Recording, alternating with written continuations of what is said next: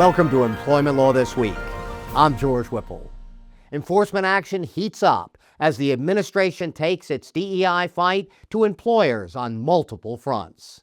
In 2025, the Department of Justice launched its Civil Rights Fraud Initiative to investigate employers who contract with the federal government based on the theory that their DEI practices could violate the False Claims Act.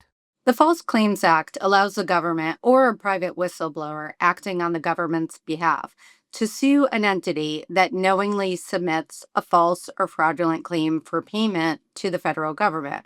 So here, DOJ's theory was that federal contractors must certify that they'll comply with the anti-discrimination laws as a condition of their contracts. The government claims that contractors who make this certification while engaging in DEI practices are violating the Act. Employers found to be in violation of the FCA face treble damages that can easily stretch into the millions.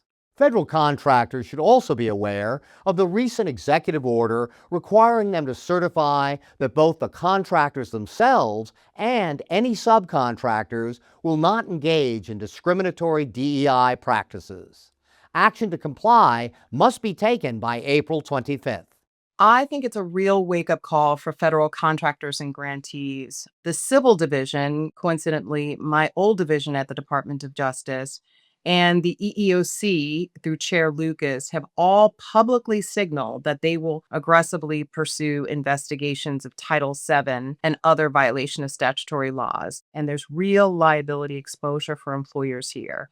So this is more than just front page news, but for employers and employees, this will have real life consequences. Private employers should be watching closely too.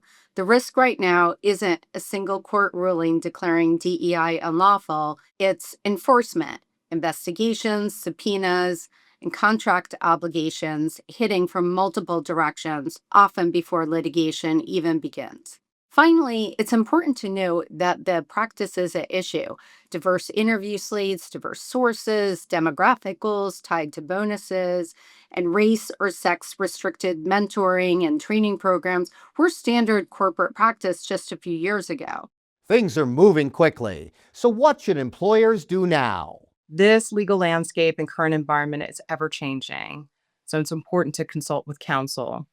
But second, employers need to be really vigilant in their internal compliance review of their programs. In addition to looking internally, employers should look externally at their public-facing documents. Those are going to be subject to scrutiny. And lastly, employers should remember that these discrimination investigations can go back several years. So now, not later, is the time to conduct a records inventory and inspection of all their employment programs, past to present. Thanks, Leah and Lori, and thank you very much for watching. We'll see you next time.